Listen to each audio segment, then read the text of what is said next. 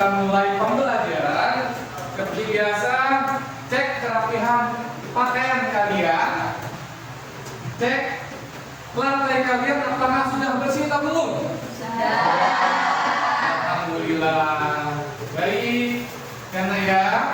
Oke, sebelum kita mulai pembelajaran, yuk berdoa dulu dipimpin sama ketua kelasnya. Yuk, Ali, mana ketua kelasnya? Ayo, silakan, saking semangatnya ya. Siap.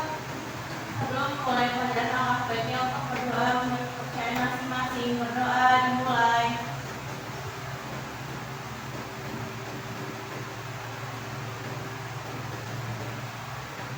Berdoa selesai. Memberi salam. Assalamualaikum warahmatullahi wabarakatuh. Waalaikumsalam warahmatullahi wabarakatuh. Oke, baik ya. Bapak mau absen terlebih dahulu. Siapa yang tidak masuk hari ini? Ya. Banyak yang tidak masuk nilai ya? Banyak. Oke, ini kelas 11 OTKP 2. Baik, ya. Oke, di absen ya. Anjli Saputri. Siap hadir Pak. Baik, Anissa Nismawati. Siap hadir Pak. Bagus, Kalisa Putri. Siap hadir Pak. Bagus. Dewi Rosmayati. Siap hadir Pak. Oke. Dewi Masito. Siap hadir Pak. Oke.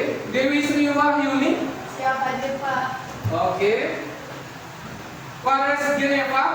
Sakit Pak. Sakit. Oke. Ada suratnya? Ada ya? Sama wali kelas ya? Iya. Baik. Hana Hendriati. Oke. Happy Nurisna ini. Baik. Indin Jara. Oke, Indin.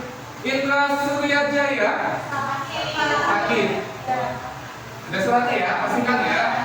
Jihan Alifa. Siap hadir Pak. Oke. Agisa. Giva Agisa. Siap hadir Pak. Oke. Melisa Stefani. Siap hadir Pak. Baik. Muhammad Sugianto. Siap, hadir Pak. Oke. Nadila Nur Aulia. Siap hadir Pak. Oke. Nazaura Alia. Siap hadir Pak. Baik. Nazwa Sifwa. Siap hadir Pak. Baik. Novia Fitriani. Siap hadir Pak. Oke. Nur Laila. Siap hadir Pak. Oh, Nur Laila. Oke, mulai sama dia ya. Oke. Kemudian Rani Marwafunda. Siap hadir Pak. Oke. Rizal Saputra. Siap, hadir Pak. Baik. Sabdadila. Siap hadir Pak. Oke. Syifa Uyun. Siap hadir Pak. Oke. Siti Aisyah. Siap hadir Pak. Oke. Tasya Eviani. Siap hadir Pak. Oke. Pina. Hadir Pak. Pina sakit. Oke. Zahra Ramadhani. Siap hadir Pak. Oke. Zawa. Siap hadir Pak. Farah. Siap hadir Pak. Nadia. Siap hadir Pak. Oke, cakep. Ada beberapa temannya yang sakit ya. Kita sama-sama doakan ya. Semoga temannya yang sakit segera Allah berikan kesembuhan dan bisa kembali lagi bersama-sama kita dalam proses pembelajaran PPKN. Ya. Berdoa mulai.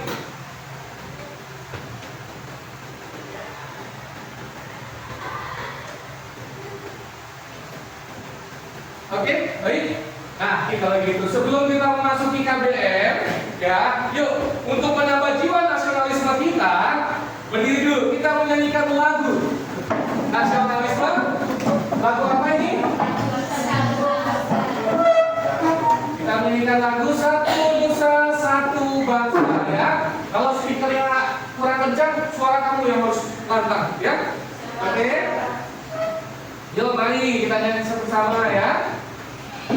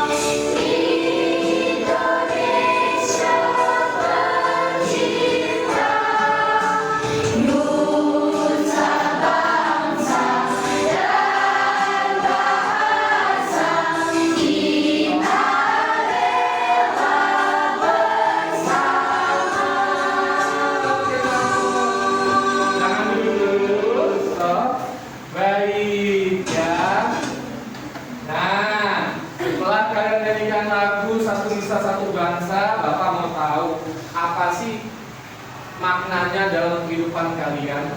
Kalian ketika menyanyikan lagu itu bertambah nggak rasa nasionalisme kalian? Jelas ya? Ya? Coba Bapak mau tahu apa yang kalian rasakan atau makna dari lirik lagu Satu Nusa Satu Bangsa? Yuk silakan. Ya silakan, Nazaura ya. Ya silakan Nazaura. Lagu Satu Nusa Satu Bangsa ini berisi tentang ikrar Sumpah Pemuda, yaitu satu nusa, satu bangsa, dan satu bahasa. Lagu tersebut tercipta sebagai wujud perjuangan dan kecintaan terhadap tanah air serta keinginan akan persatuan dan kesatuan bangsa Indonesia. Oke, cakep, baik. Terus bagus. Oke, baik. Sebelum kita masuk materi, ya, sebelum kalian saya suruh duduk, dengarkan apa kata saya. Ya, kalau Bapak bilang, kalau guru berkata, ya, kalau ada kata guru berkata, kalian ikutin apa perintah saya. Ya, paham? Guru berkata, angkat tangan kalian. Oke. Guru berkata, hadap wajah sesama teman. Oke. Guru berkata, kepal tangan kalian. Oke. Guru berkata, hadap kiri. Kiri. Ayo beda-beda ya. Oke, baik. Silakan dulu. Guru berkata. Saya kan ada kata guru berkata itu. Ada katanya enggak? Oke, fokus ya. Oke, berarti guru berkata, silakan duduk kembali. Ya, oke silakan duduk ya. Nah, kalau ada kata guru berkata, baru silakan duduk. Berarti kalian fokusnya masih kemana-mana ini, ya. Nah, sebelum kita masuk materi, ya, kemarin kita mau pelajari apa sih? Demokrasi, ya. Coba apa sih yang sudah kalian pelajari, yang sudah kalian pahami terkait materi yang kemarin? Ada? Coba, apa yang sudah kalian pahami terkait materi? Silakan. Ayo silakan. Nazaura lagi. Anina. Saya Nazaura. Ya silakan. Kita kemarin belajar tentang demokrasi.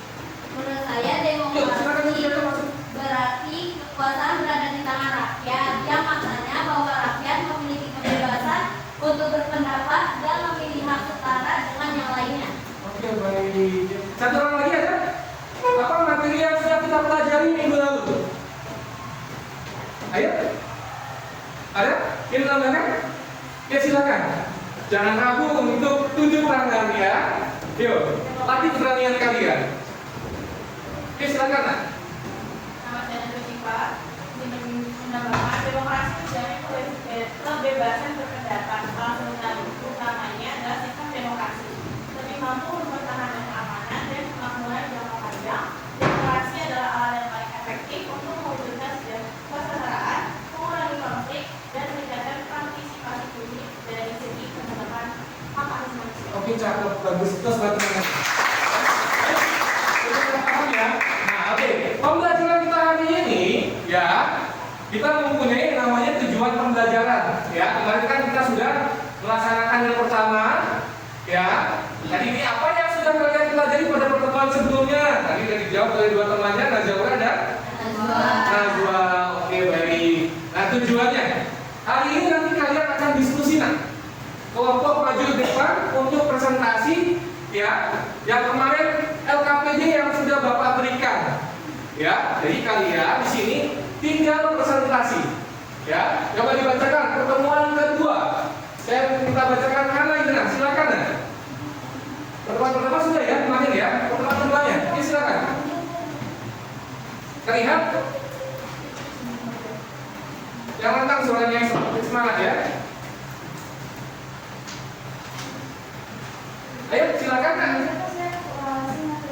Oh, kelihatan. Oke. Silakan yang temannya ya. Yuk. Pertemuan kedua yang pertama, peserta didik dapat membuat laporan kajian diskusi kelompok terkait penerapan demokrasi di Indonesia berdasarkan periode waktu pelaksanaannya dengan benar. Kedua, peserta didik dapat mengkomunikasikan hasil laporan kalian diskusi kelompok terkait tentang penerapan demokrasi di Indonesia berdasarkan periode waktu pelaksanaannya secara benar dengan sikap proaktif, tanggung jawab, dan disiplin. Oke. Sudah siap semuanya?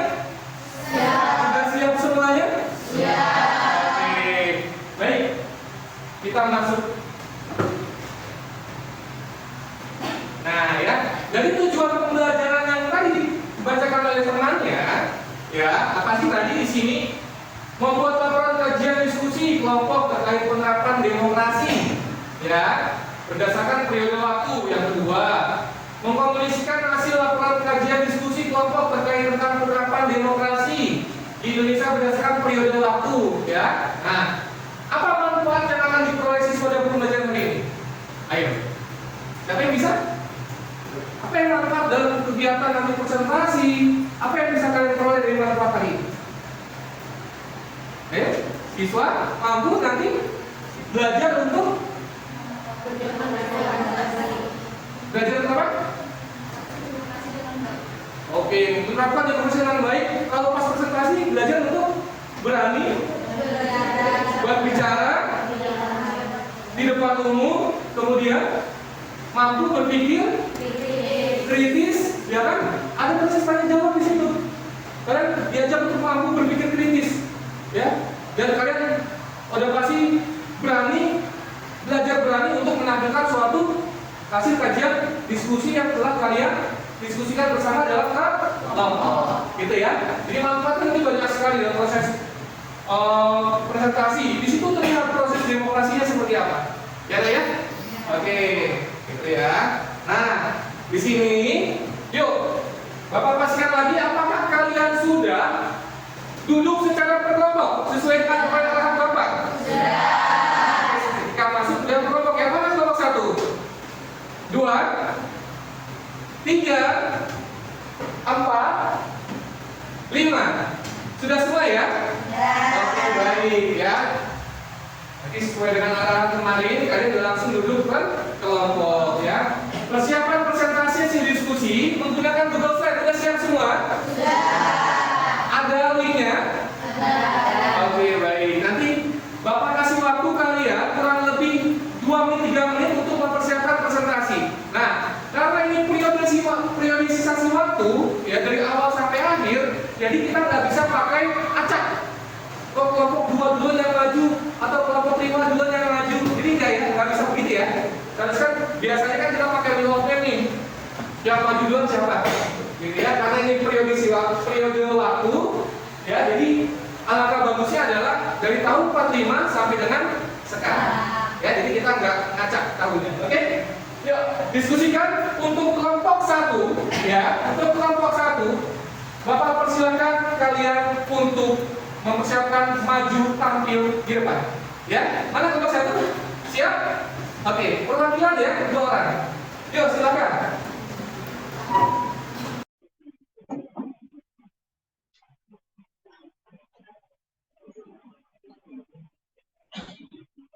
Gimana nih ya?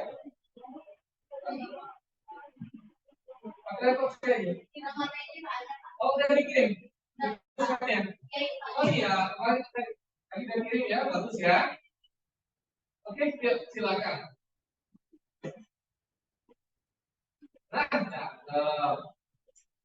ya, sebutkan teman-teman ya. Ya, silakan.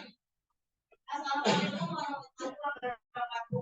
Waalaikumsalam warahmatullahi wabarakatuh. Kami dari kelompok 1 tentang pelaksanaan demokrasi di Indonesia periode 1945 sampai 1949.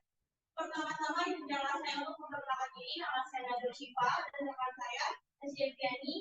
Lalu rekan saya yang lain adalah Mbak Putri, Dila Rusmayati, Zahra, Rasul Paulion.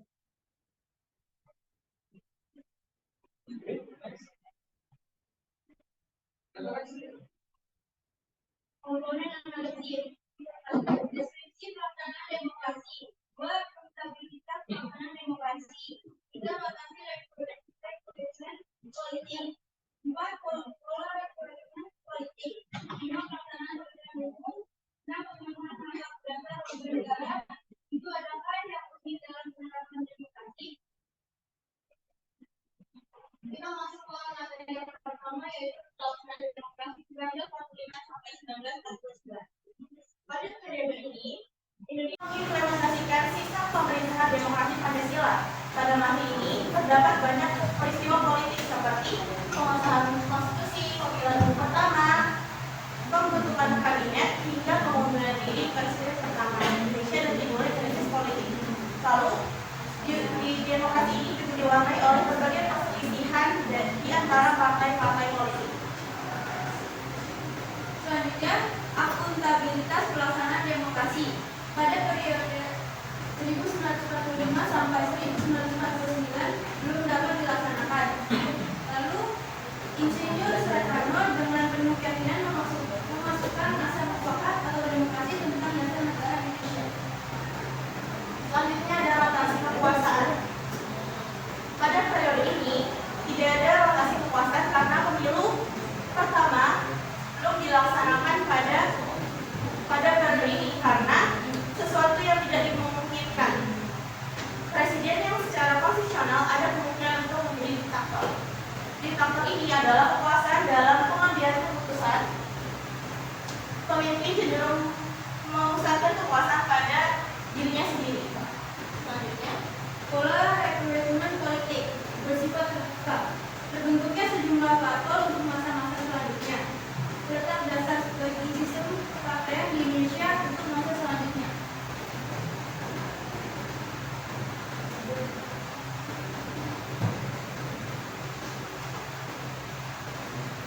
lalu ada pelaksanaan pemilihan umum. Karena periode ini belum terjadi pemilu, jadi ini belum ada tapi itu telah menjadi agenda politik utama. Pemenuhan hak-hak dasar negara. Pada periode 1945 sampai 1949, pelaksanaan demokrasi baru terbatas pada pemilunya. Pers yang mendukung resolusi kemerdekaan, semua warga negara yang sudah dianggap dewasa memiliki hal politik yang sama. Yang terakhir ada peristiwa unik pada demokrasi 1945 sampai 1949. Yang pertama, Belanda mengakui kemerdekaan Indonesia dalam konferensi Medan Bundar. Yang kedua, terbentuknya Uni Indonesia dan Belanda. Yang ketiga, terbentuknya Republik Indonesia Serikat. Yang terakhir, terbentuknya partai politik utama untuk pertama kalinya. Sampai sini apakah ada yang ingin bertanya? Silakan dibuka saran atau tanggapan untuk kajian kelompok 1. Yuk. Nama saya Dina Hanifah, saya mau nanya, apa konstitusi yang diadopsi oleh Indonesia untuk demokrasi? Pertanyaan saya simpan. Apakah ada yang bertanya lagi? Perkenalkan, nama saya Syifa Yumaira dari kelompok 3. Pertanyaannya itu, apa saja tantangan internal yang dihadapi Indonesia dalam pelaksanaan demokrasi? Sudah? Sudah. Sudah? Oke, baik. Yuk lanjut.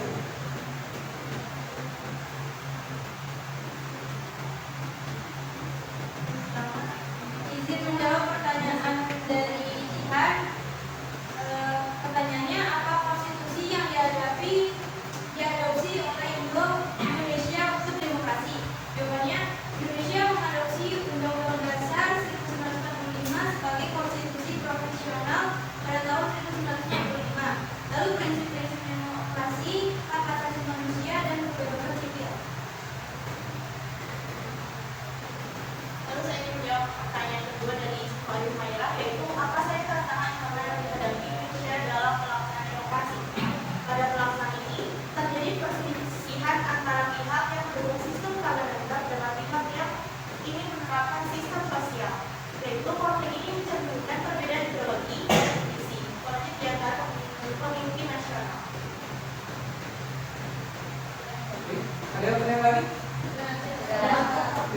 Paham semua? Ya, jadi periode 45 sampai dengan periode 49 itu masa di mana Indonesia baru saja Merdeka. ya, jadi gejolak politik yang ada di pemerintahan saat itu masih belum stabil. Intinya itu ya. Makanya belum ada yang namanya pemilu pertama. Dan di situ juga baru ada presiden dan wakil presiden. DPR itu belum ada. Ya. Nah, makanya fokusnya itu masih bagaimana menata sistem pemerintahan yang baik.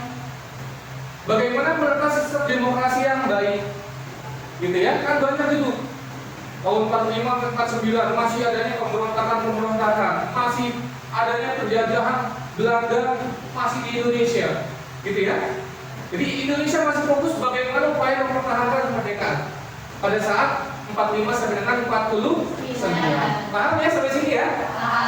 Ini jawaban rekamannya udah bagus ya? Iya. Oke? Tutup ya? Yuk. Terima kasih atas perhatiannya. Mohon maaf bila ada kekurangan. Wassalamualaikum warahmatullahi wabarakatuh. Oh, sudah temannya. Baik, kelompok berikutnya, kelompok 2. Siap? Ya.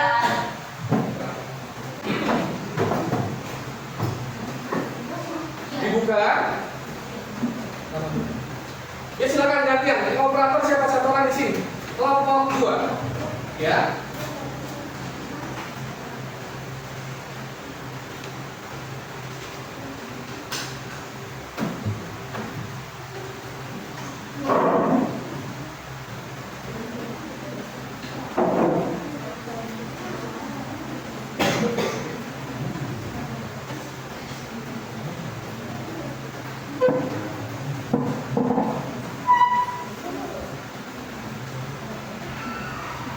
Silakan kelompok 2.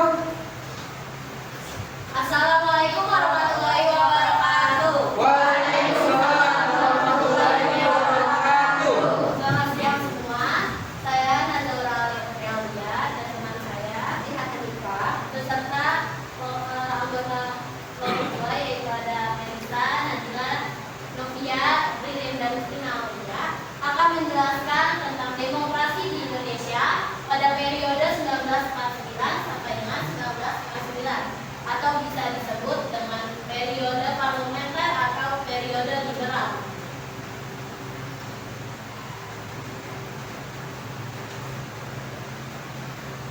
Yang pertama ada deskripsi pelaksanaan demokrasi. Pada masa kejayaan, masa demokrasi parlementer adalah masa kejayaan demokrasi di Indonesia karena hampir perwujudan semua elemen demokrasi dapat ditemukan dalam kehidupan politik di Indonesia. Salah satunya ialah lembaga perwakilan rakyat atau parlemen berperan tinggi dalam proses politik. Perwujudan kekuasaan parlemen terlihat dari sejumlah mosi tidak percaya pada pihak pemerintah. Akibatnya kabinet harus meletakkan jabatan meski pemerintahan baru berjalan beberapa bulan. Kegagalan demokrasi liberal kerap disebut sebagai demokrasi parlementer. Ini karena kabinet bertanggung jawab pada parlemen, sehingga jatuh bangun kabinet tergantung dari parlemen. Kondisi ini menyebabkan partai-partai dengan ideologi yang berbeda saling bersaing untuk menguasai pemerintahan dan menjalankan programnya. Kabinet terpaksa didukung oleh sejumlah partai berdasarkan hasil usaha pembentukan partai. Bila salah satu partai mundur, maka akan terjadi krisis kabinet. Yang kedua ada akuntabilitas. Akuntabilitas di periode ini pemegang jabatan dan politisi pada umumnya sangat tinggi. Hal ini dapat terjadi karena berfungsinya parlemen dan juga sejumlah media massa sebagai alat kontrol sosial. Sejumlah kasus jatuhnya kabinet dalam periode ini merupakan contoh konkret tingginya akuntabilitas. Yang ketiga, rotasi kekuasaan.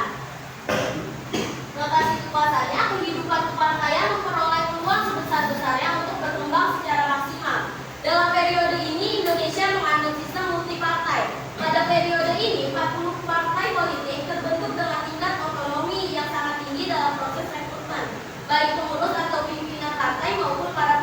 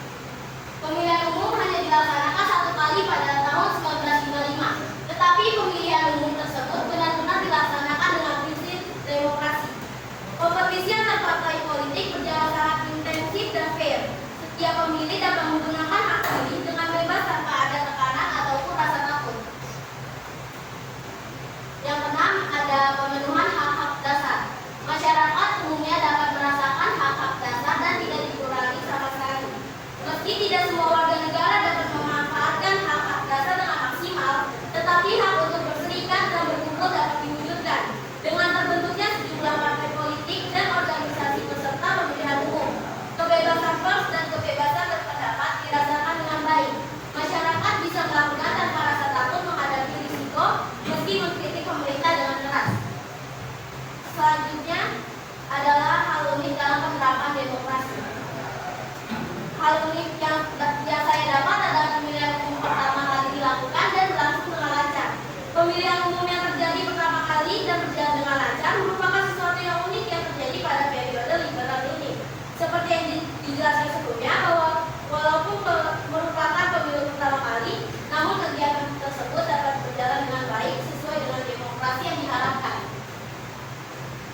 Sekian penjelasan dari kami. Apabila ada yang bertanya, boleh angkat tangan. Perkenalkan, nama saya Divalina dari kelompok 3. Apa perbedaan periode liberal sama periode sebelumnya? Oke, terima kasih. Selanjutnya, Melati. Oke, silakan. Nama saya Samsudra. Pertanyaannya, apa kelebihan dan kekurangan dari periode liberal ini? Terima kasih. Ada lagi? Cukup dua? Oke, silakan.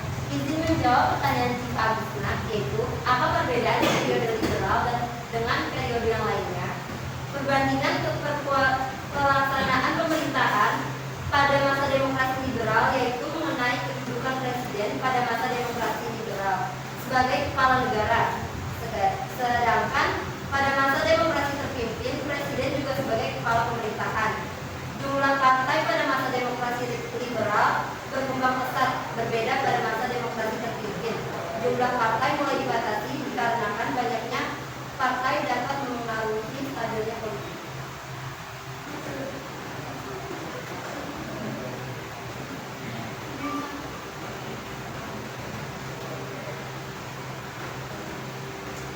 Izin menjawab pertanyaan dari Sapna. Apa kelebihan dan kekurangan dari periode liberal? Yang pertama, kelebihan.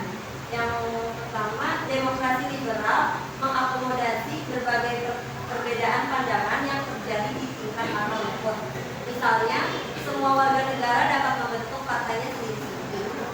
Yang kedua, kekuasaan pemerintah demokrasi liberal memiliki keterbatasan sehingga lebih mudah dalam melakukan pengawasan.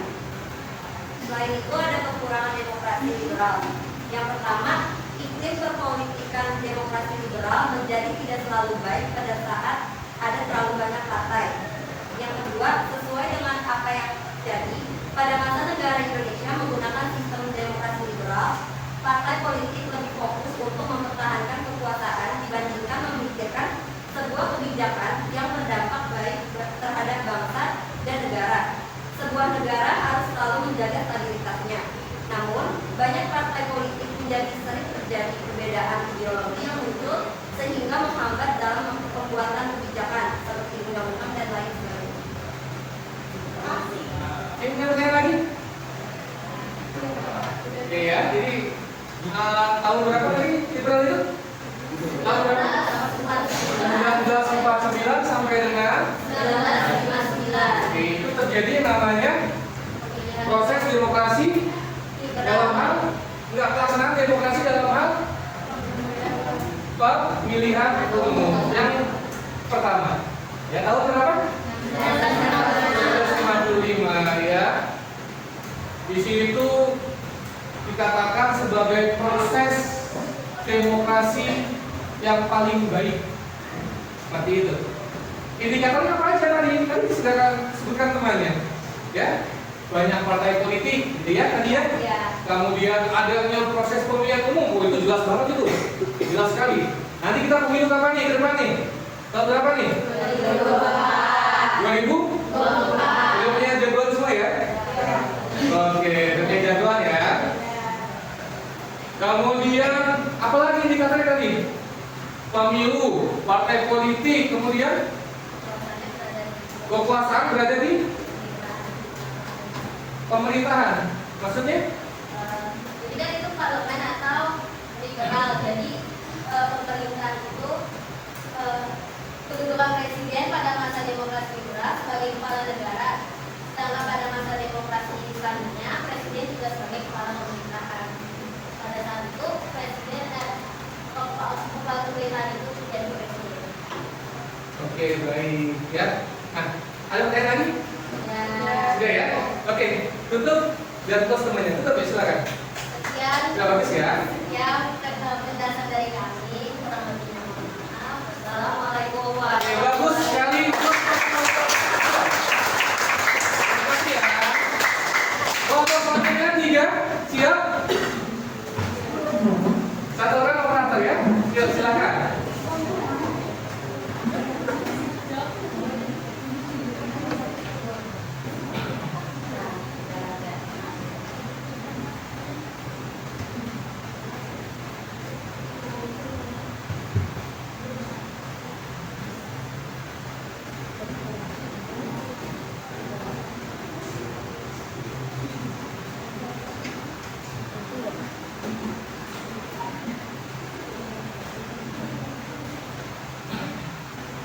Demokrasi terpimpin. Kenal nih siapa wajahnya? Oke. Saya yakin Bapak Ibu kalian udah berumur lagi kan? Masih muda. Ya, silakan Yuna. Assalamualaikum warahmatullahi wabarakatuh. Waalaikumsalam warahmatullahi wabarakatuh. Kami dari kelompok 2 ingin mempresentasikan tentang demokrasi terpimpin atau pada periode 1959 sampai 1965. Sebelumnya perkenalkan, nama saya Syifa Ayu Humaira dan rekan saya. Muhammad Sugiarto. Dan rekan saya yang lain yaitu ada Anji Risa Putri, Indra Suryajaya, Diva Agisna, Nadia Syafira, dan Sita Aisyah. Demokrasi terpimpin adalah sebuah sistem demokrasi di mana seluruh keputusan serta pemikiran terpusat pada pemimpin negara. Pada saat itu Presiden Soekarno pada masa demokrasi terpimpin, Soekarno mengusulkan konsep Nasakom atau nasionalisme, agama, dan komunisme. Konsep ini bertujuan menyatukan berbagai kelompok politik yang berbeda di bawah satu atap pemerintah. Pelaksanaan demokrasi terpimpin yang pertama itu ada dimulai sejak diumumkan dekret Presiden 5 Juli 1959. Yang kedua itu ada perubahan sistem politik didorong oleh kegagalan Dewan Konstituante. Ketiga itu ada dekret Presiden membubarkan Dewan Konstituante dan mengembalikan UUD 1945.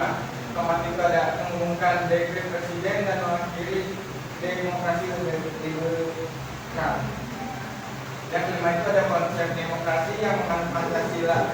Keempat yaitu kerajaan yang dipimpin oleh empat kebijaksanaan dalam permusyawaratan perwakilan. Yang keenam itu menempatkan presiden sebagai kekuasaan tertinggi. Dan ada lagi akuntabilitas demokrasi terpimpin. Yang pertama itu ada tergantungan pada pemimpin. Yang kedua itu ada dominasi partai politik atau kelompok yang berkuasa. Yang ketiga ada kebebasan berpendapat dan keterlibatan politik. Yang keempat itu ada kontrol terhadap media dan informasi. Yang kelima kurangnya independensi institusi pengawas. Dan ada rotasi kekuasaan demokrasi terpimpin. Yang pertama itu ada pemilihan periode, yang kedua ada pembagian waktu, yang ketiga ada rotasi internal, yang keempat itu ada pemilihan oleh badan tertentu. Lalu selanjutnya ada pola rekrutmen politik demokrasi terpimpin. Pola rekrutmen dari demokrasi terpimpin itu pertama rekrutmen melalui partai politik. Maksud dari rekrutmen melalui partai politik yaitu partai politik yang memegang kekuasaan cenderung memiliki kendali yang kuat terhadap proses rekrutmen politik. Mereka dapat menetapkan persyaratan dan mekanisme untuk memilih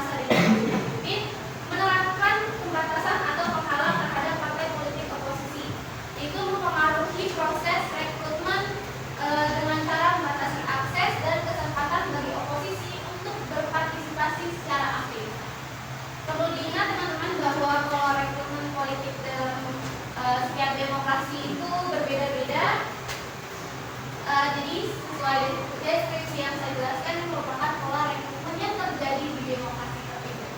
Selanjutnya, ada pelaksanaan pemilu di demokrasi terpimpin, yaitu pertama, didominasi oleh partai politik. Yang kedua itu kontrol yang besar terhadap media. Dan yang ketiga itu adanya pembatasan hak politik. Dan yang keempat itu adanya manipulasi pemilihan. Selanjutnya ada pemenuhan hak-hak dasar warga negara dalam demokrasi terpimpin. Pertama itu kebebasan berpendapat dan berbicara. Lalu yang kedua ada kebebasan pers dan media. Yang ketiga ada hak kebebasan berekspresi dan berkumpul. Yang keempat ada hak mendapatkan pendidikan. Yang kelima ada perlindungan hak asasi manusia. Dan yang terakhir ada hak keadilan dan perlindungan hukum. Terakhir ada hal unik dalam penerapan demokrasi terpimpin. Kejadian hal unik yang ada di demokrasi terpimpin itu pertama, adanya dekret presiden pada tanggal 5 Juli 1959. Lalu yang kedua, terbentuknya Dewan Pertimbangan Agung Sementara atau DPAS.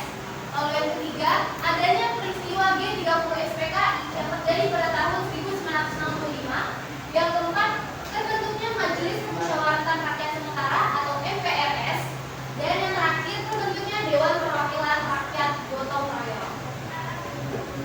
Di sini ada kutipan dari Cindy Adams di buku Karma Penyambung Lidah Rakyat Indonesia.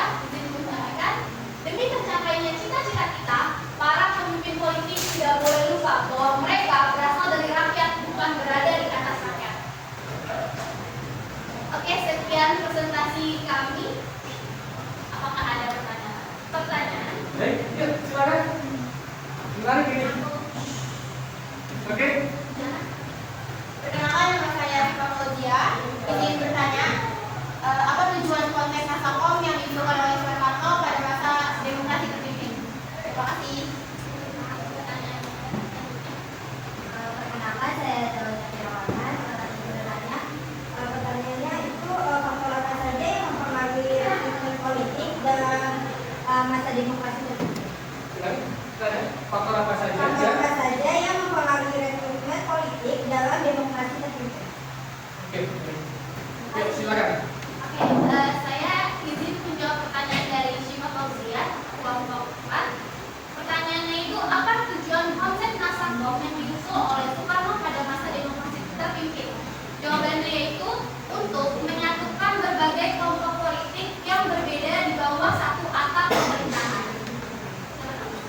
Jadi menjawab dari pertanyaan jawab yang faktor apa saja yang mempengaruhi rekrutmen politik dalam demokrasi ini, yaitu ada politik dalam demokrasi ini, yaitu ada faktor budaya, sejarah, dan peraturan hukum yang ada. Ada lagi? Gimana? Ada yang belum paham nggak? Demokrasi terpimpin itu masa tahun 1965, ya. Itu terjadinya apa itu? Dekret presiden. Kenapa terjadi dekret? Kenapa? Coba ada yang nanya gitu nggak tadi? Kenapa terjadi dekret? Kenapa? Ayo, ada yang bisa? Kenapa terjadi dekret presiden pada tahun 19? Berapa berapa? 59. Ayo, karena adanya kegagalan Dewan Konstituante dalam hal pemilihan politik dalam merumuskan undang-undang dasar yang baru, ya. Ini kan jadi kan kembali lagi kan dia kan ke undang-undang dasar 45 kan gitu, ya, dekret presiden, ya. Oke, kita bertanya lagi. Tidak ya, cukup ya. Oke, terima kasih. Ya, cukup. Sekian presentasi dari kami. Mohon maaf atas kekurangannya. Wassalamualaikum warahmatullahi wabarakatuh.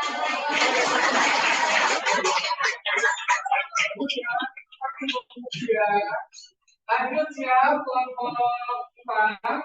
Ayo. Oke, silakan. Satu operator ya.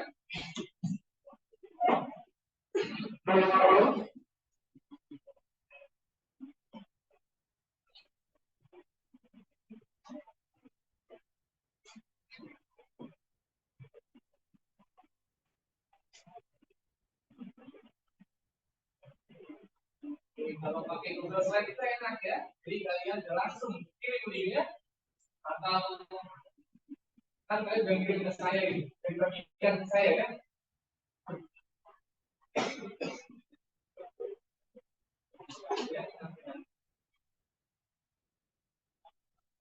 Warahmatullahi wabarakatuh. Waalaikumsalam warahmatullahi wabarakatuh. Halo teman-teman semua, izin memperkenalkan diri, nama saya Asifah Fauzia dan saya Hana Indriati. Kami dari kelompok 4 dan ini kelompok saya itu ada Anissa Ismawati, Faris Geneva, Happy Nuristayani, Nur Laila, Sahnadila. Kami dari kelompok 4 mempresentasikan mengenai pelaksanaan demokrasi di Indonesia periode 1965 sampai 1998 atau yang biasa disebut dengan Orde Baru atau Pancasila. Di sini ada komponen analisis. Yang pertama itu deskripsi pelaksanaan demokrasi, yang kedua akuntabilitas pelaksanaan demokrasi, yang ketiga rotasi pola pelaksanaan demokrasi, yang keempat pola rekrutmen politik, yang kelima pelaksanaan pemilihan umum, yang keenam pemenuhan hak-hak dasar warga negara, dan yang ketujuh adalah yang unik dalam penerapan demokrasi.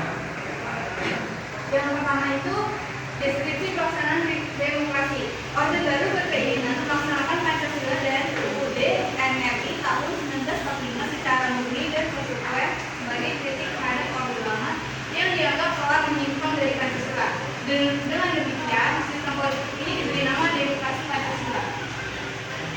Yang kedua, akuntabilitas pelaksanaan demokrasi.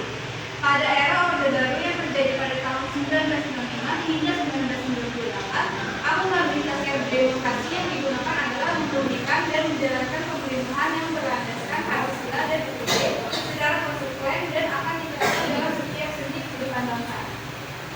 Dan yang ketiga, rotasi kekuasaan pelaksanaan demokrasi.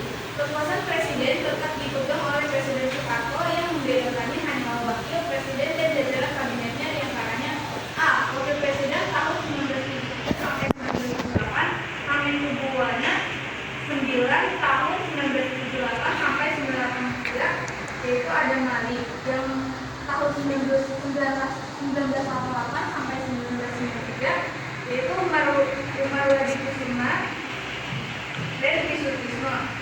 Tahun 1998 yaitu Bahrudin Yusuf Habibie. Yang D kabinetnya Ampera 1 sampai 2, Pembangunan 1 sampai 7. Yang keempat adalah pola rekrutmen politik. Nah, pola rekrutmen ini sifatnya tertutup, terus jabatannya kan ada terjadi namanya proses pengisian jabatan politik. Itu yang kayak buat DPR, MPR, MA sebagai pemerintahan yang ada di Indonesia. Nah, dalam negara yang mengandung sistem demokratis, semua warga negara yang mampu memenuhi syarat ketentuan dan hal yang harus dipenuhi untuk mendapatkan peluang menjadi atau mengisi jabatan politik tersebut. Terus, tapi kalau di dalam rekrutmen politik lokal seperti di pemerintahan daerah, contohnya seperti gubernur, wali kota ataupun bupati, itu tuh pemimpinnya dipilih oleh masyarakat, tetapi tetap disetujukan oleh presiden. Tetap yang mengesahkan itu presiden. Next. Ada yang kelima, pelaksanaan pemilihan umum. Nah, pada masa ini pemilihan umumnya itu terjadi sebanyak 7 kali dengan frekuensi berjalannya sama gitu, lancar kegiatannya sama. Nah, kalau misalnya kita amati dari pemilihan umum pada masa ini, itu tuh masih jauh banget dari semangat demokrasi. Kenapa? Karena masih banyak kecurangan yang terjadi di masa pemilihan umum pada masa ini. Nah, pembunuhan hak-hak dasar warga negara. Singkatnya terjadi yaitu banyak penyelenggaraan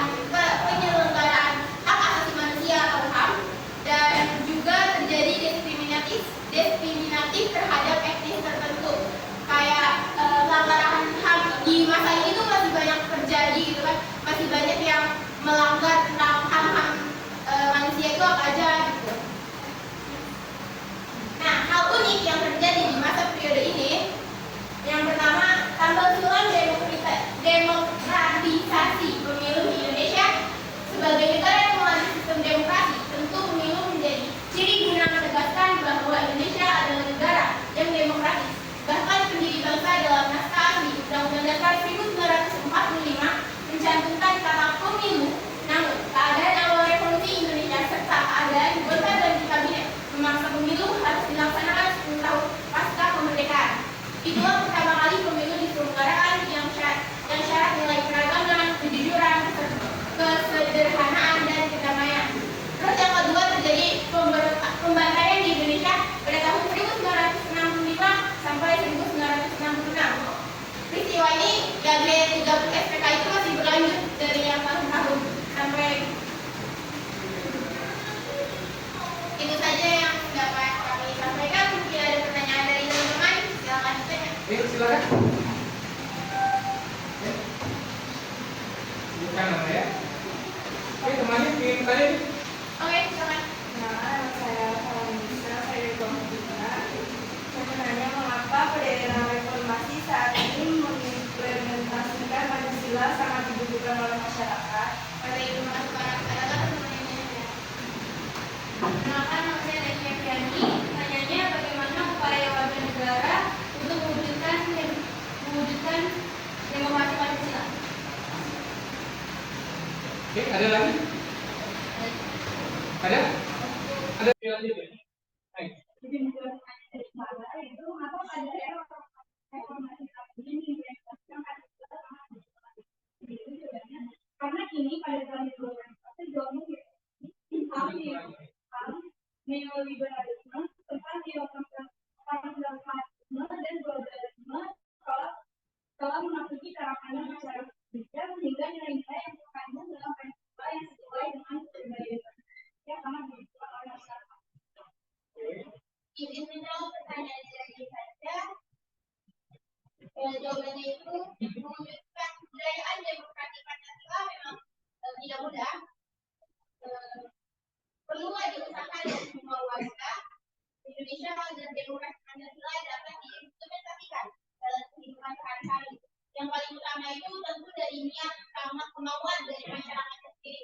Kalau masyarakat yang mau berterapi nilai-nilai demokrasi Pancasila, berterapi kehidupan yang demokrasi itu pasti akan terjadi. Kalau misalkan dari masyarakatnya aja tuh udah kayak ogah-ogahan, udah kayak udahlah gak usah diikutin aturan pemerintah mah, gak jelas. Itu tuh udah dari niatnya masyarakat pun gak bakal berjalan gitu kan, gak bakal susah diimplementasikan kepada masyarakat luar. Oke, sudah? Ada lagi? Ada lagi? Oke ya. Tadi demokrasi terpimpin, sekarang demokrasi Pancasila. Berarti apa yang dilaksanakannya pada masa Orde Baru ini? Orde Baru sudah menerapkan nilai-nilai Pancasila belum? Betul. Sudah menerapkan belum? Sudah. Di mananya? Pada masa Orde Baru. Ya, nah, namun dalam tata kelola pemerintahan itu masih belum.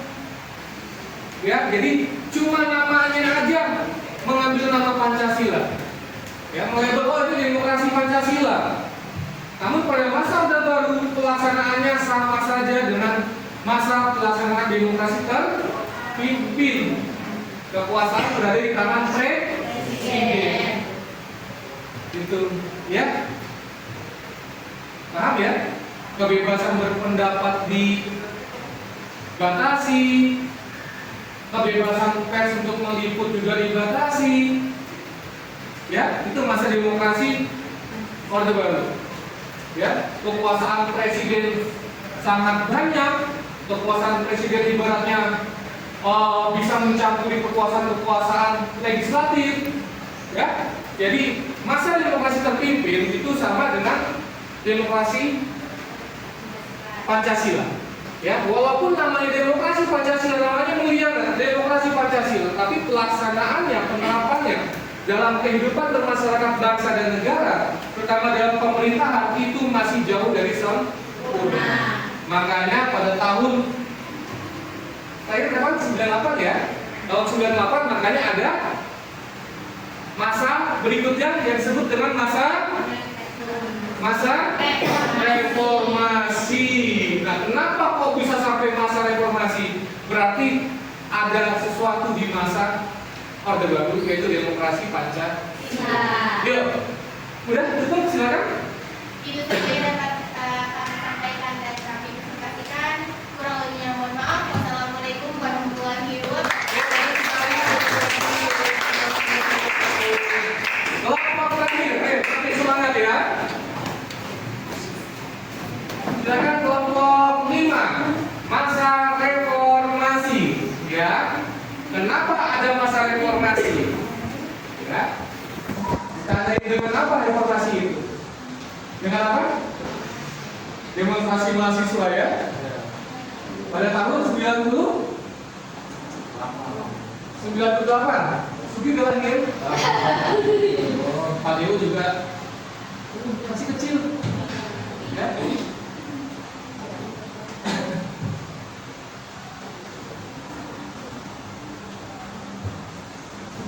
Yo, waktunya 2 menit ya. Silakan. Assalamualaikum warahmatullahi wabarakatuh. Waalaikumsalam. Sebelumnya perkenalkan saya Zawada Nirawarman dan partner saya Zara Ramadhani dan teman-teman saya yaitu Dewi Masito, Farah Anita, Rani Marwa Firza dan Rizal Kapitra. Di sini kami akan mempresentasikan demokrasi Indonesia periode 1998 sampai dengan sekarang atau disebut juga demokrasi era reformasi. Sekarang itu kapan? Oke, 2000.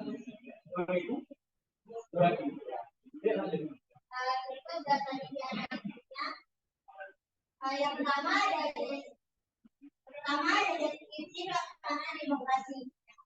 Era reformasi atau era pasca Soeharto di Indonesia dimulai pada tahun 1998, tepatnya saat kedatangan Soeharto, Presiden Soeharto mengundurkan diri pada 21 Mei 1998 dan digantikan oleh Wakil Presiden saat itu yaitu B.J. Periode ini didirikan oleh lingkungan sosial politik yang lebih terbuka. Isu-isu selama periode ini diantaranya dorongan untuk menerapkan demokrasi dan pemerintahan sipil yang lebih kuat. Elemen militer yang mencoba untuk mempertahankan pengaruhnya, lalu Islamisme yang tumbuh dalam politik dan masyarakat umum, serta tuntunan otonomi daerah yang lebih besar.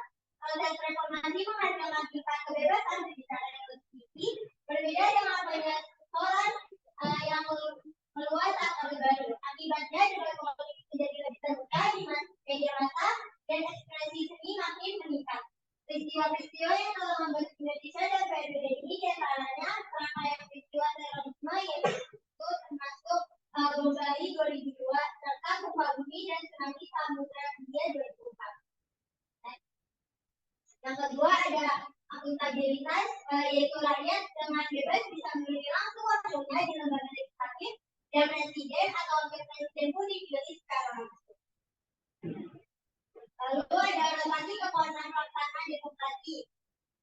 Di era reformasi berlangsung dari pemerintahan pusat sampai ke tingkat desa. Hal ini ditunjang dengan pemberlakuan otonomi daerah di mana tiap daerah memiliki wewenang dalam mengatur daerah. Lalu yang keempat adalah pola rekrutmen politik. Pemilihan jabatan politik dilaksanakan setiap warga negara yang mampu dan memenuhi syarat dapat menduduki jabatan politik tersebut tanpa adanya diskriminasi. 5. Pelaksanaan pemilihan umum. Pemilihan umum yang dilaksanakan lebih demokratis daripada era Orde Baru. Sistem pemilu yang terus berkembang memberikan jalan bagi rakyat untuk menggunakan hak politiknya dalam pemilu.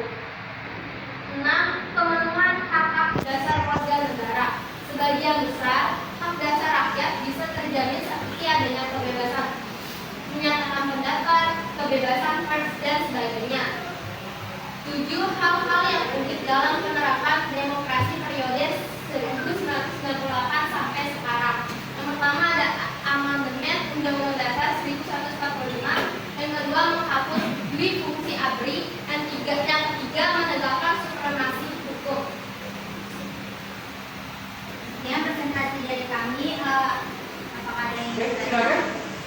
menuntut memperluas wawasan. Penonton bisa baca sendiri apa dampak positif dari era reformasi. Ada lagi. Perkenalkan, nama saya Novia Fitriani dari kelompok 2. Izin bertanya, apa hambatan penerapan Pancasila di era reformasi? Oke, baik. Terima kasih atas pertanyaannya. Sebelumnya saya ingin menjawab pertanyaan dari Karisa, yaitu apa dampak positif dari era reformasi. Yang pertama, mendorong kehidupan politik yang terbuka, dinamis, dan demokratis. Yang kedua, tingginya minat dan partisipasi masyarakat dalam pengelolaan negara. Baik, saya akan menjawab pertanyaan dari Novia. Apa hambatan dan tantangan penerapan Pancasila di era reformasi? Menurutnya, rasa kesatuan di antara sesama warga bangsa. Hal ini ditandai dengan konflik antar daerah dan tawuran antar pelajar. Gimana? Gimana? Ada? Ini ada pertanyaan lagi? Coba dibuka slide sebelumnya. Nah, ini hal-hal ini apa aja kamu menerapkan amandemen Undang-Undang Dasar 1945, menghapus bukti fungsi ABRI, menegakkan supremasi hukum. Menghapus bukti fungsi ABRI itu apa sih? Ayo, apa bukti fungsi ABRI? Jadi pada masa Orde Baru itu, ABRI menduduki selain profesionalismenya dia sebagai Tentara Nasional Indonesia, Angkatan Bersenjata Republik Indonesia, dia menduduki juga modal pemerintahan, ya, terus makanya dui fungsi ABRI ini, ABRI mempunyai dua kekuasaan pada saat itu. Berpolitik juga, dia seorang angkatan bersenjata juga. Makanya di era reformasi itu dihapuskan, ya. Dan Indonesia belum siap dan belum mampu ketika ABRI masuk dalam dunia politik, kecuali kalau yang sudah pensiun atau pernah bakti. Itu silakan. Kan ada ya mantan ABRI kita ya, yang jadi presiden siapa? Yang jadi presiden Bapak Susilo Bambang Yudhoyono. Ya. Jadi dia berhenti dulu, baru masuk pemerintahan. Ya, di kementerian, di BUMN lembaga pemerintah tidak ada yang namanya ABRI yang aktif. Ya, kecuali rata-rata yang sudah pada pensiun. Pertama di lembaga legislatif itu tidak. Ya, jadi makanya dulu fungsi ABRI. Sekarang ABRI itu kan ibaratnya punya dua kekuasaan, dia punya kekuasaan terhadap wilayah, ya kan, ya senjata dan sebagainya. Ini kan seperti itu, ya. Jadi menghapus dua fungsi ABRI. Amandemen jelas banget ini, ya, untuk menjaga hak dan kewajiban masyarakat, bangsa dan negara, makanya dibutuhkan yang namanya amandemen atau perubahan Undang-Undang Dasar 1945. Ya. Nah, kemudian menegakkan supremasi hukum itu apa? Hukum ditegakkan setinggi-tingginya. Ya, hukum menjadi panglima. Ya, hukum jadi panglima tahu ya. Jadi kekuasaan harus tunduk sama hukum, bukan hukum tunduk sama kekuasaan. Makanya menegakkan kembali supremasi hukum. Menegakkan lagi hukum adalah panglima yang dapat mengatur kehidupan semua masyarakat bangsa Indonesia. Gitu ya, paham ya? Oke, bos, pertemuannya ditutup.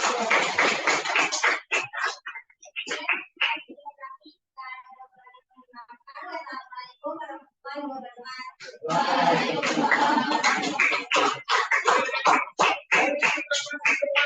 Satu, dua, tiga, empat, lima, hebat semuanya. Dan nilai semuanya bagus semuanya. Kalian aktif ya. Cuma tadi ada dua pertanyaan masing-masing yang mungkin karena manajemen waktu ya. Jadi biar kebagian semuanya presentasi. Ya, oke. Ada pertanyaan sampai sini? Nanti kita akan evaluasi. Ya, evaluasi. Kalian menjawab soal. Ya. Ada pertanyaan terkait dengan kajian temannya dalam presentasi? Ya? Tidak? Oke, apa semua ya? Paham semua ya? Oke, kita evaluasi soal. Ya, kita evaluasi. Kalian sudah pernah menggunakan krisis? Pernah, baik. Yuk, kita gunakan krisis. Dibuka perangkatnya. Dibuka perangkatnya, nanti Bapak share. Ya, ini kita link krisisnya yang tidak punya kontak izin temannya.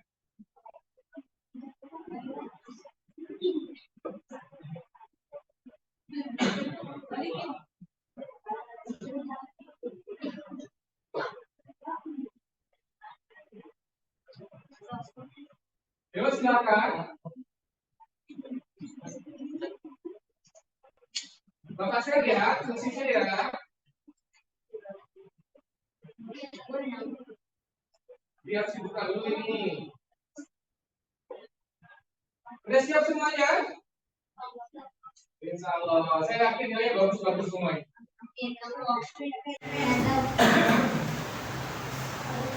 Oke ya.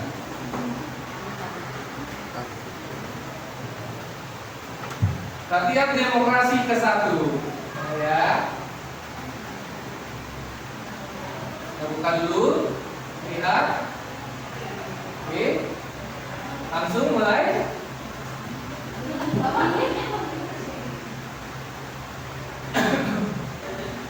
Ini mau dikasih. Tunggu.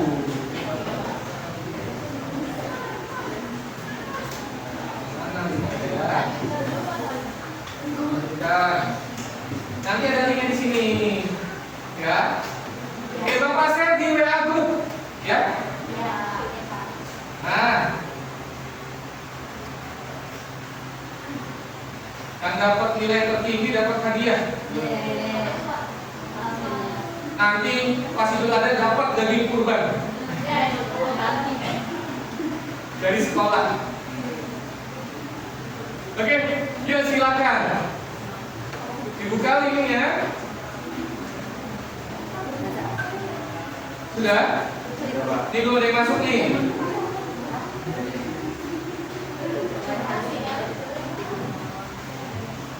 Yuk silakan.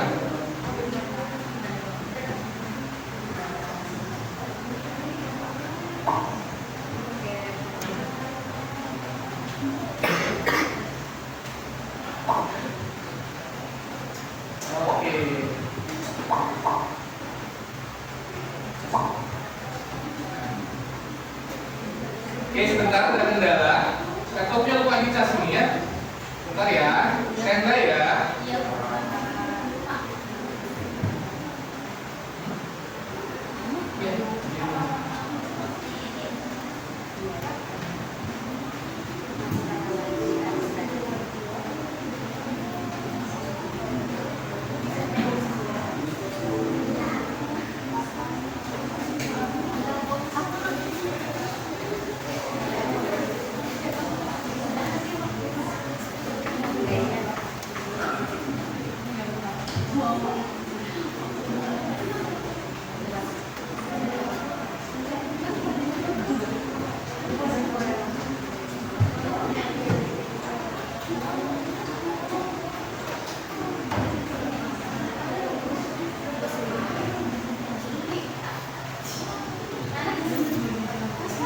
Sudah? Bisa belum?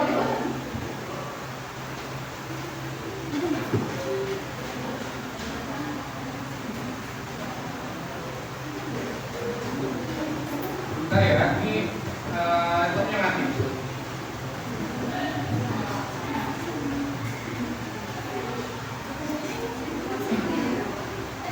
Oke.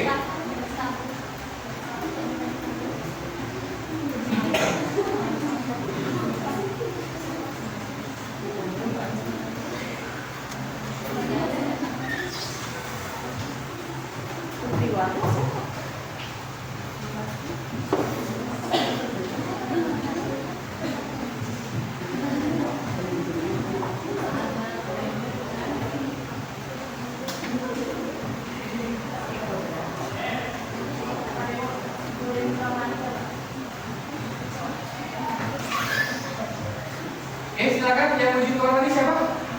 Ya, silakan.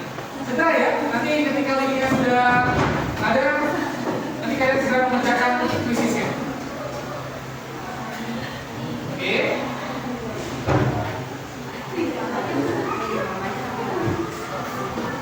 Nah, tutup pintunya.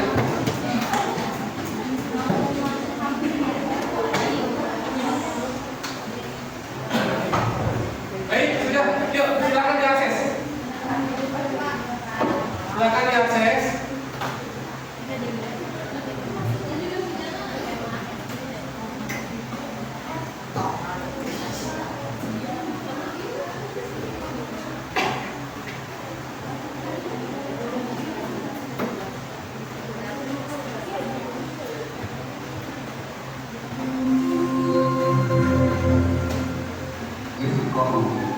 Sudah bisa?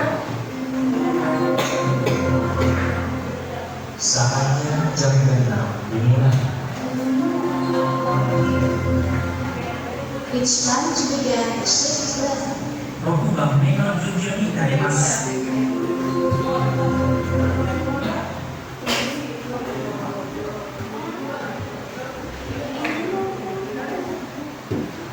Sudah bisa? Sudah, Pak.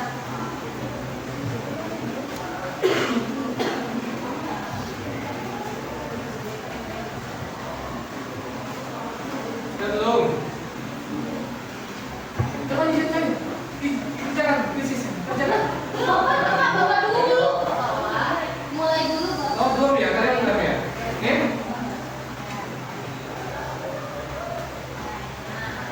Oke, silakan. Oke. Yuk. Baru berapa peserta ini? Nanti ditunggu ya.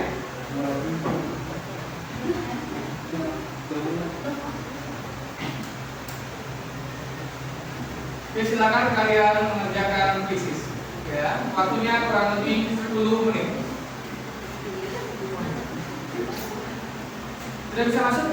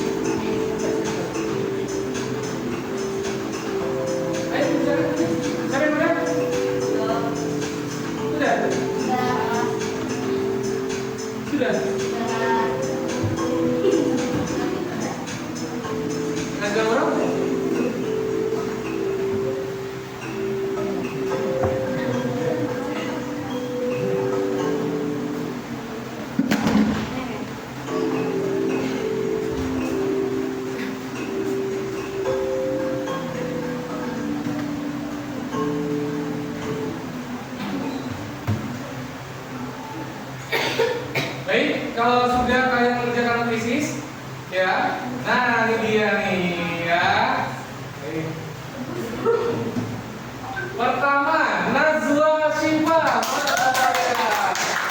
Ini saya mana Najwa Syifa? Mana peringkat pertama Najwa Syifa? Ini udah semua ya? Udah. Coba berdiri. Oke, cakep. 21.580. Wah, nanti dikali 10.000 nanti duitnya ya. Yang kedua siapa ini? Putri Wardah. Mana? Oh, ini Putri Wardah. Oh, cakep. Berdiri coba, silakan duduk Mas. Ya. Oke, sekarang duduk. Sudah, duduk, makasih. Giva Agisna, mana? Oke, silakan berdiri coba. Oke. Nazaura Alia Putri Aulia, mana? Oke, yang kelima Nadia Safira. Mana Nadia Safira? Oke, cakep. Ya. Oke. Ini 5 besar. Ya. Nih, ya, jawaban-jawaban kalian. Yang paling terakhir siapa? Nah, ini akan jadi penilaian buat saya ya. Jadi ini latihan evaluasi. Ada yang masih belum ya? Oke, nanti. Oke, baik.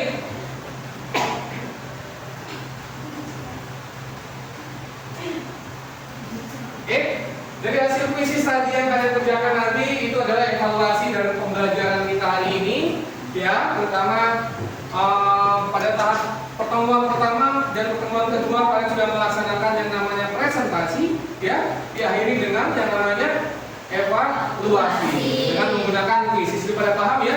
Siapa yang nggak bisa kuisis? Bisa semua ya? Oke. Nah, dalam pembelajaran hari ini, ya, setelah kalian melaksanakan mengerjakan kuisis, ya, Bapak mau tahu poin-poin penting kesimpulan apa yang sudah kalian peroleh selama pembelajaran pada hari ini. Ya, silakan. Poin-poin penting apa, kesimpulan apa yang sudah kalian peroleh dari pembelajaran hari ini? Ya, silakan. Nazwa. Hari ini kita mempelajari demokrasi dari tahun ke tahun, dari tahun 1945 sampai 1945. Coba ulangi, yang semangat suaranya. Pada hari ini kita mempelajari demokrasi dari tahun ke tahun. Yang pertama dari tahun 1945 sampai 1949. Pada tahun ini belum terjadinya pemilu, tetapi telah menjadi agenda utama. Pada periode inilah terbentuknya partai politik pertama kalinya. Yang kedua ada 1949 sampai 1959. Pada tahun ini pemilihan umum pertama kali dilaksanakan pada tahun 1955. Selanjutnya ada 1959 sampai 1965. Periode ini bisa disebut dengan demokrasi terpimpin. Pada periode ini dekret presiden terpilih dibuat pada 5 Juli 1999. Kenapa dekret presiden dibuat? Yaitu karena oleh kegagalan Badan Konstitusi untuk menetapkan undang-undang baru. Lalu demokrasi 1965 sampai 1999 atau bisa disebut Orde Baru atau Pancasila. Pada tahun ini konsekuen sebagai kritik terhadap Orde Lama yang dianggap telah menyimpang Pancasila. Setelah ini diberi nama demokrasi Pancasila. Oke, baik. Selanjutnya masih ada 1998 sampai sekarang 2023 terjadinya amandemen Undang-Undang Dasar 1945, penghapusan reformasi APRI, dan terakhir penerapan supremasi hukum. Terima kasih. Oke, baik Mas berteman. Oke, coba Bapak mau tanya lagi kesimpulan yang bagus ya. Jadi apa yang belum kalian pahami dari pembelajaran hari ini? Gak paham semua? Oke, apa yang menarik dari pembelajaran hari ini? Gimana? Oke, nanti dijawab ya. Oke, dijawab di Mentimeter ya. Oke, kita buka di sini, nanti saya share sebagai refleksi dalam proses pembelajaran ya.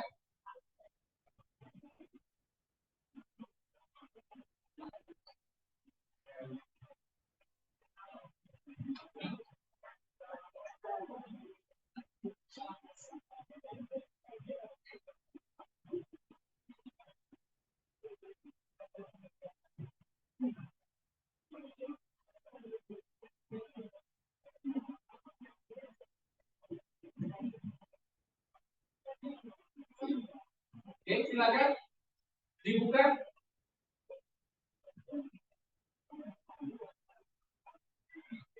Oke, Bapak ya. Oke, silakan. Kalian kerjakan ya.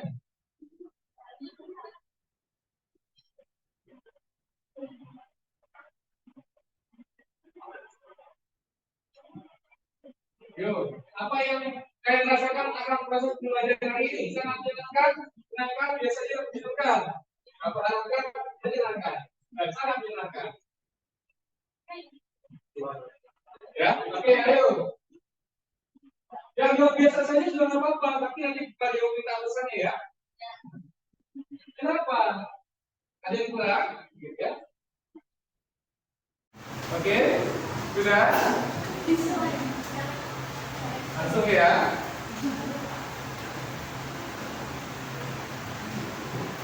Jadi kalian bisa menjawabnya mengutarakan destinasi kalian dan aplikasi ya. Ini susah banget untuk berbicara ya. Oke, langsung pertanyaan kedua. Nah, Bapak minta ibaratnya kalian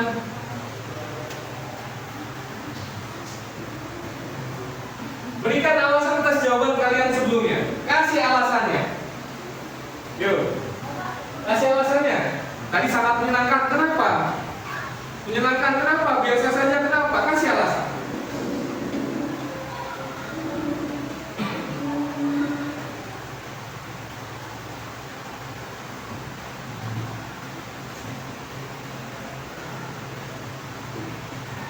Delapan, 37.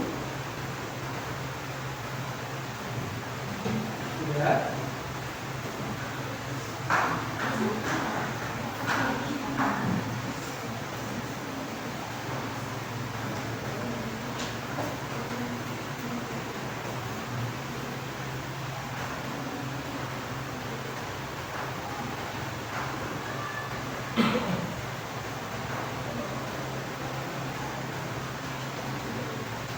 Sudah sih?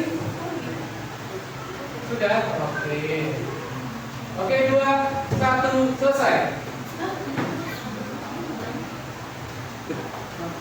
Sangat menyenangkan karena menurut saya demokrasi sangat menarik dan menambah wawasan untuk berdemokrasi. Wah, itu jawabannya muncul ya. Ada pekerjaan soal melalui krisis yang ada musiknya ya? Oke. Sangat menyenangkan karena pembelajaran efektif dan menarik karena menggunakan krisis dan Google Slide. Punyanya siapa ini? Tunjuk tangan coba. Punyanya siapa? Oh iya, punyanya siapa? Jihan ya, coba bacakan Jihan. Sangat menyenangkan karena pembelajarannya efektif dan menarik karena menggunakan kuis dan Google Slide. Kenapa? Ya menarik aja, kuis lewat kuis nanti ada jawaban yang benarnya dan ada yang salahnya. Terus kalau Google Slide kita jadi tahu kalau misalkan buka link tuh langsung muncul presentasinya. Oke, cakep. Ya. Sangat karena saya bisa mencari demokrasi di tahun ke tahun. Karena kita bisa lebih mengetahui lebih dalam tentang demokrasi, kita jadi mengetahui hal-hal unik dari setiap periode demokrasi Indonesia.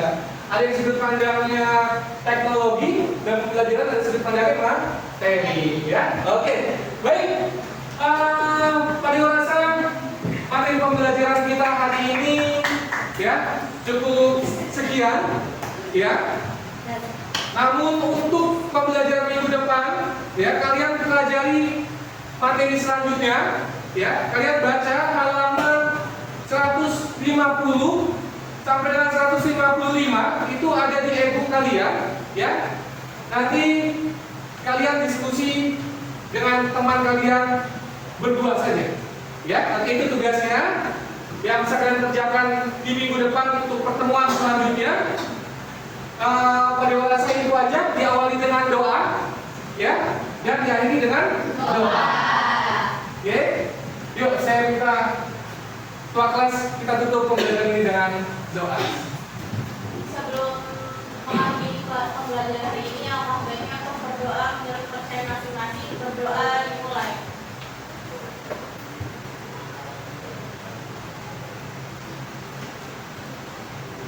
Berdoa selesai, memberi salam.